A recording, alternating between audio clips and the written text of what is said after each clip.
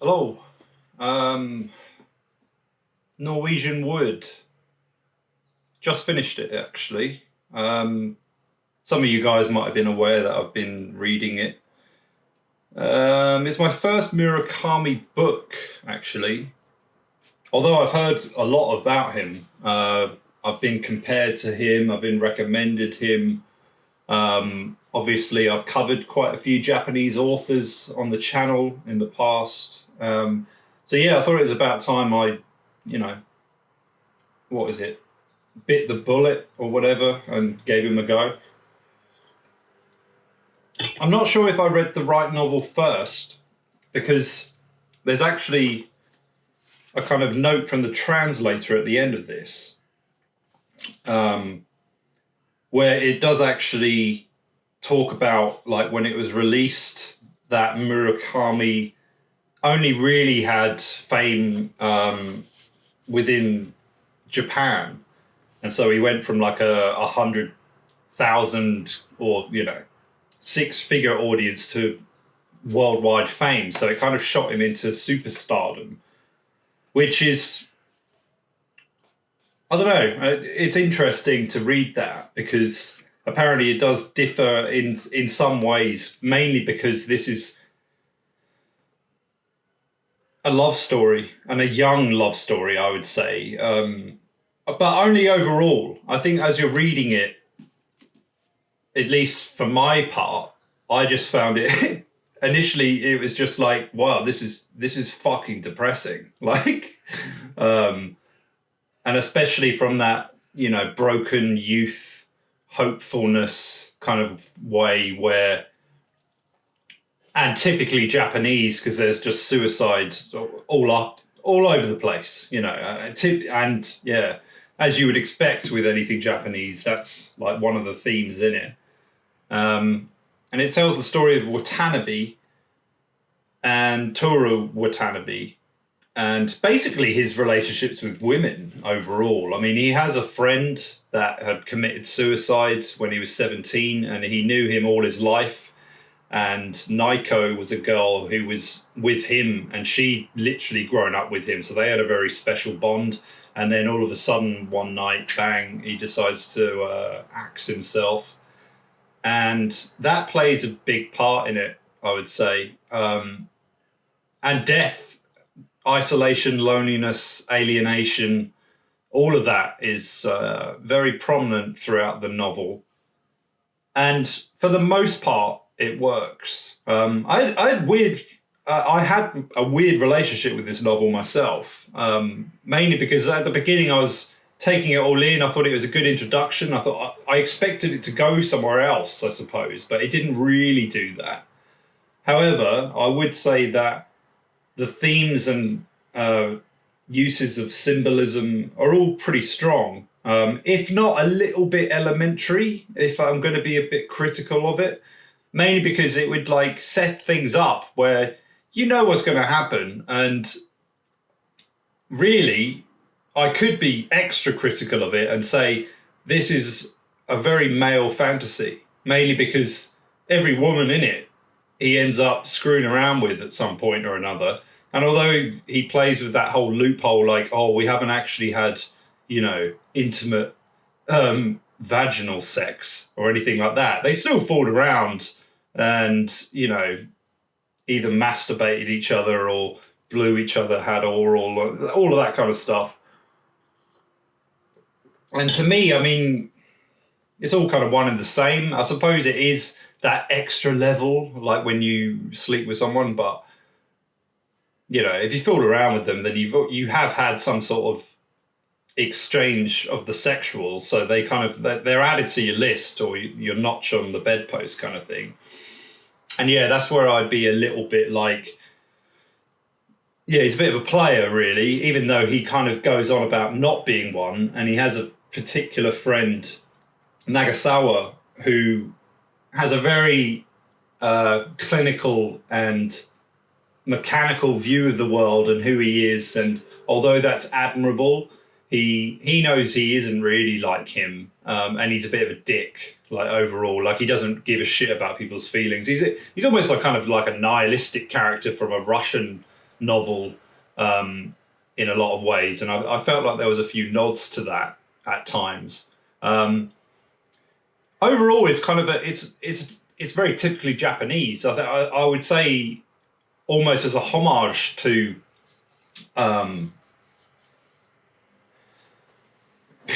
who would I mention? I'm drawing a blank a bit. I've got them here somewhere. But yeah, I mean, Dazai would be the first one. And what's that other fucking guy? The guy who was obsessed with Dazai. I'm forgetting his name now. I've got it here somewhere. Yeah, Mishima. And a few others that I'm not remembering now. But they all kind of have this melancholic, downtrodden element to them that is quite inviting, oddly enough. Like I say, it's really depressing and it's more sad, like I would say. And it's the sadness of growing up, I suppose, is what it's really getting at. But I would say from a fairly male point of view, mainly because although the guy ends up hooking up with, well, every woman in it, there is a relationship that builds up to that. And, you know, I mean, we're talking like with Naiko, he feels like he falls in love with her and he ends up being the person to first sleep with her. Then you've got, I don't want to do too many spoilers, but I might. So yeah, word of warning there. And there's a lot of mental illness. There's a lot of breakdowns, existential crises, if you will. At times, I found this a little irritable, mainly because I was just like, "Come on, just fucking, you know, get on with it," kind of thing. Because it was a bit like relishing in the self-pity. Or just pity itself. And I thought that was a little bit of a grind at times, mainly because it just felt like it stuck to this one theme and it wouldn't really shift from that. Like in terms of humor, I found it quite limited, although there is certainly elements. There's a character referred to as Stormtrooper, and he plays the kind of comic role, but because he lacks a certain self-awareness, he doesn't realize that he's funny. But even that is in a metafictional way kind of used as a trope in the novel, and I found that was used quite often where somebody would be that type of character and then it would almost outline and explain that to you at times. I don't know, I found it a little bit lazy at times. I thought, well, if that is the case, i.e. if he is humorous without really knowing why, just show me that. You don't need to like interweave it as a, you know, a story within a story that the others share later on. Mainly because through what they say, I'm going to learn that anyway. So editorially speaking, I thought about a fifth of this book, if not a quarter, could have been axed, really. There's a certain style in it where it's kind of very matter of fact, and though it did add to its style and the character of the novel, it gave it that everyman kind of overview. At times it was completely unnecessary and I found quite annoying, mainly because it just felt a bit cheap. And I just thought, okay, yeah, you know, it's like little incidences where they're paying the check for, like in a restaurant or whatever, and then it says like, and we all stood up and then we went outside. And it's like, well, just go to the next bit when you're outside then. You don't need to add that in. If you're paying the check, we can all assume that you're about to leave. I'm being a bit nitpicky, I'll confess that. There's your typical references to other books within it. Notably, the main character, Watanabe, is a big fan of The Great Gatsby, which I found just a bit annoying, really. I was a bit like, oh, he likes that, does he? It made me question his taste a little bit. But, you know, it is a very famous novel and a lot of people's favourite novel, which continues to perplex me to this day. But be that as it may. I was also quite surprised by a certain section that mentioned how life is like a box of chocolates. And I thought, is that a reference to Forrest Gump, and then he actually made me check the publication date, and there I discovered that the novel in Japan was published in 1987. So obviously it was before Forrest Gump came about. So it was actually the other way around, and Forrest Gump stole it from this potentially. I don't know whether that's true or not. But also that the English translation didn't actually come out until 2000. And I think this one's an even more recent edition.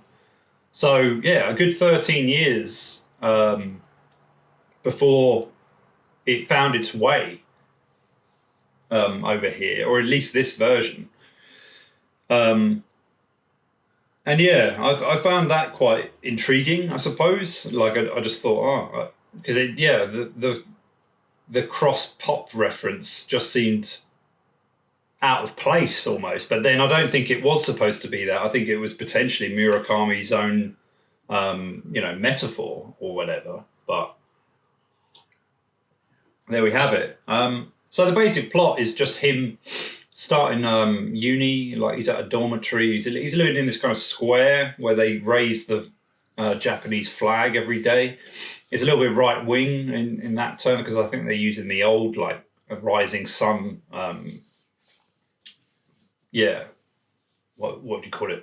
Banderole. That. Well, it used to be very nationalistic, essentially. But really, the setup weaves in and out of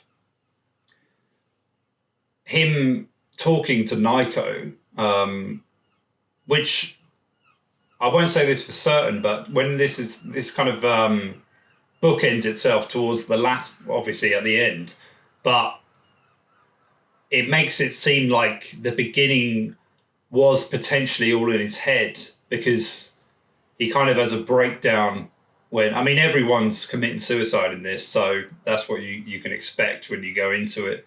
And yeah, when that inevitably happens, he kind of goes wandering off, because he doesn't know how to deal with it, basically. And that's not surprising, because Kazuki, I think it's Kazuki, his previous best friend, also killed himself, and then he falls in love with Naiko, but Naiko is trying to deal with past lover and best friend's death. So that's very saddening. I have to admit that was quite difficult on all of the characters involved, including Watanabe as well. Like, there's this definite yearning and grief, like, that kind of flows through the piece. And I thought the commentary on that was actually pretty good. There's even a bit towards the end that mentions how it doesn't matter, like, what conclusions you come to when it comes to sorrow, it still doesn't really take it away, and no truth can absolve you of it. It's just something about life that you have to learn to deal with, or, cope or rope, essentially. And as this is Japanese, half of them rope. That's the trait. I remember, like, watching a few reviews of this beforehand. And if I'm not mistaken, a few of them seem to think that Watanabe raped one of the girls in it. That's not true. Not at all. You could argue that it's questionable.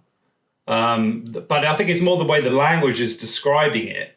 But it's not true in the least. It's just they're very vulnerable. And I include Watanabe, the male character, in that, along with the female characters in it. You've got Naiko. You've got I'm doing this off the top of my head, but I think it's Midori. She was my favorite character, actually. There was some spunk about her. I wasn't really surprised that he kind of fell for her in the end, because she had a bit of sass about her, and she kept the protagonist on his toes quite a bit. Her behaviour was quite immature, but that was true of all the characters. I mean, understandably as well, because most of them are just 19 to 20, 21. And then you've got an older character later on who's also suffered a series of mental breakdowns. She's also fucked up because she was going to be like this famous pianist, or she was literally like trained to become one, and she had a very natural talent when it came to music. But then suddenly, in a period of her life that's described pretty well, it's an interesting section of the book, where she just has a mental breakdown, basically. Or what starts is like she can't feel her little finger, if memory serves. And yeah, it's as if all the stress that's accumulating over the years, in her journey into becoming, a world famous musician, she can't handle the pressure of it, basically, or she's not built for it, or the reason she got into playing piano or music in the first place was possibly to ail herself. I'm not sure. But yeah, and it's also true that there are many people that this happens to. That it's just not meant to be. Some people don't have the mental structure to cope with that kind of thing. And yeah, although it's sad, it's also relatable in a number of ways, I think. It's just that the crossover between kind of fear of success and then fear of failure. It's and I think some people get caught on a plateau between the two, actually, because success is actually just as terrifying as failure, if not more in some ways, because it can trap you into a life that you don't necessarily want to be imprisoned by. And there's an expectation that is evolved through success because people then project a certain expectation onto everything you do from that moment forth. And really, when you fail and no one's looking at you, there's more freedom there, which is very ironic, really. And yeah, well, she has a moment with a 13-year-old girl, which, I mean, it was fine. I mean, obviously, I'm not approving it, but I'm saying, as the way it was written, it was kind of understandable how it all came about, and the reaction of the girl and the reaction of the woman, actually, because she'd already had mental problems, and yeah, all of these kind of things accumulated, and this girl basically seduces her in this moment when she's recalling it to the main protagonist, because the Nico girl, who I mentioned before, who he's in love with throughout, pretty much, she has a mental breakdown and ends up on this kind of retreat place. It's not technically a sanatorium, but it's like a place to go to rest, where there are pediatricians and whatnot, but they're kind of, everyone there is kind of treated equally, and you're there to just step out of the world and essentially medicate yourself through exercise, eating well, ruminating, being content with limited sources of stimulation, that kind of thing, where you can do whatever you want, but there's a limit to how much you can really do because it's so secluded, that kind of thing. And I'm going to mix up how I'm doing this, mainly so if you do decide to read it, it will, come to you as it's written and not how I'm describing it now, because I'm kind of jumping back and forth. But really, I suppose, I think that's about it. I think the note at the end by the translator was interesting enough for me to think of checking out some of his other work. And had that not been added, I might just be like, meh, I don't really see what the big fuss is about.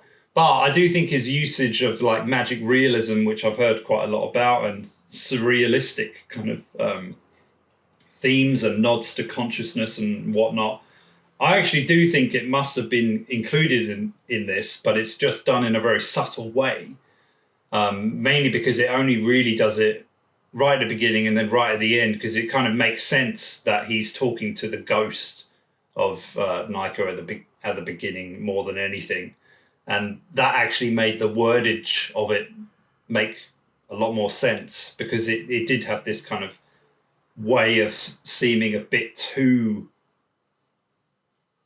ethereal, maybe, or just not realistic in some way or another. Whereas obviously if you're talking to yourself or imagining you're talking to the person, then that does lend itself, well, I would say more validity. So yeah, that was good. The final note I'd make is the hammering home of Norwegian wood as the title, which is a Beatles song, as I might make reference to in the title of this video. I'm not sure yet. I thought it was a bit like a nail in the coffin that was whacked a little too much. Like, I didn't really think it held up so well as a title. Mainly because, yeah, it comes to our main character at the beginning. He's on a flight, I think. And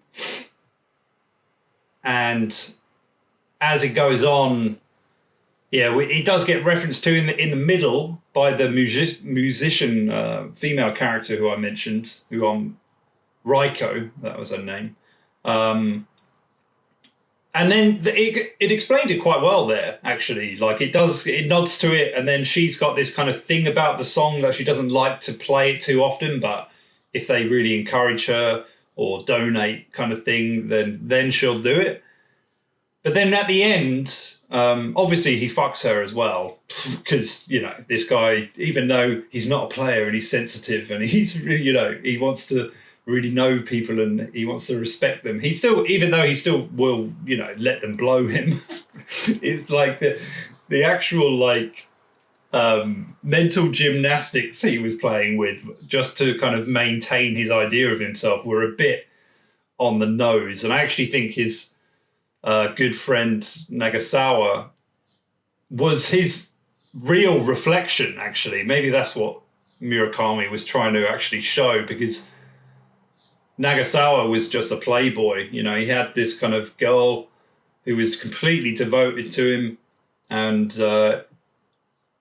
she knew that he was, you know, going to these love hotels with different girls and all this kind of stuff, usually with Watanabe.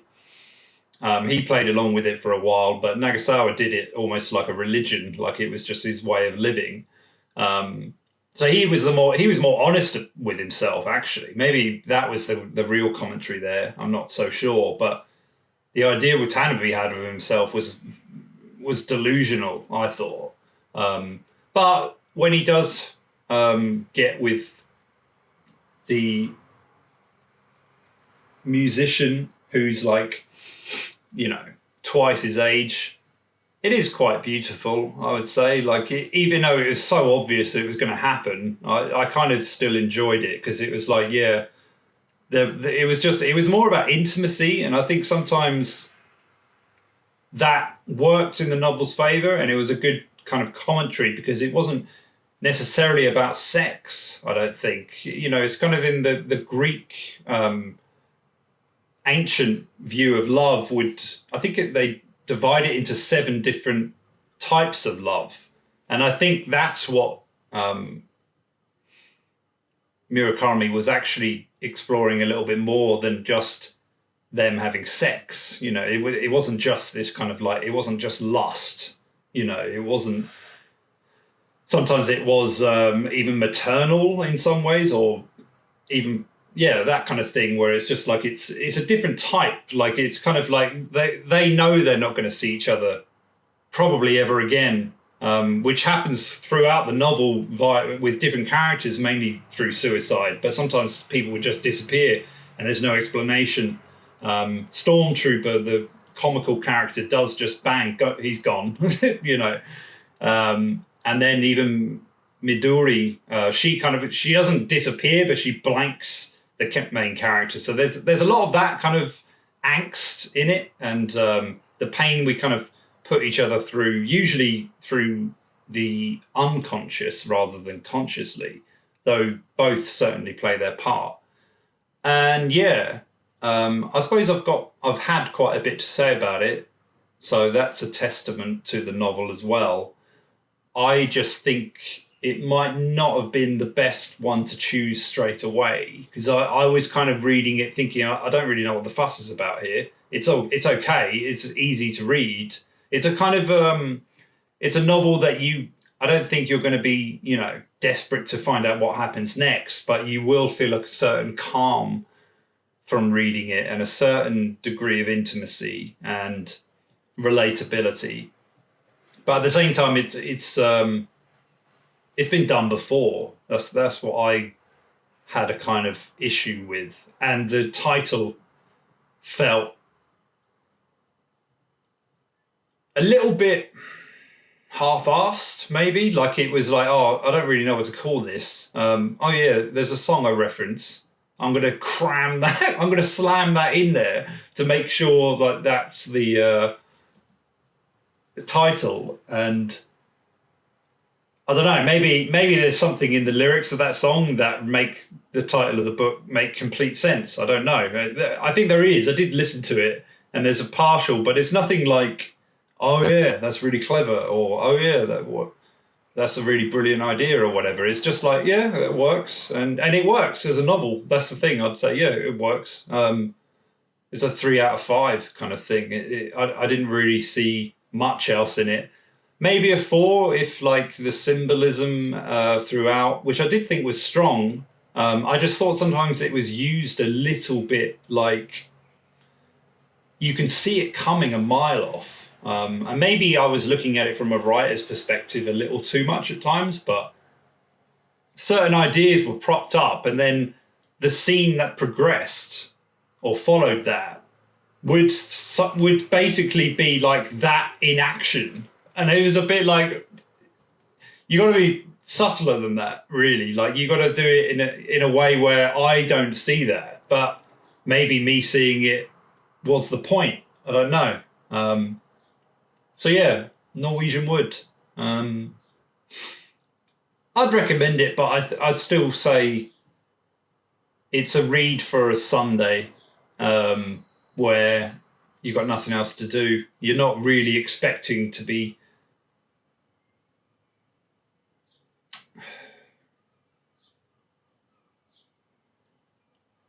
have the ground underneath your feet shaken. It's more something where I do think a lot of people would relate to it, especially if you're looking back on your youth, and of that kind of period where everything is very confusing and you're trying to just make your way in the world, but you're also interested in the opposite sex, predominantly, and all of the pain and turmoil that comes with that.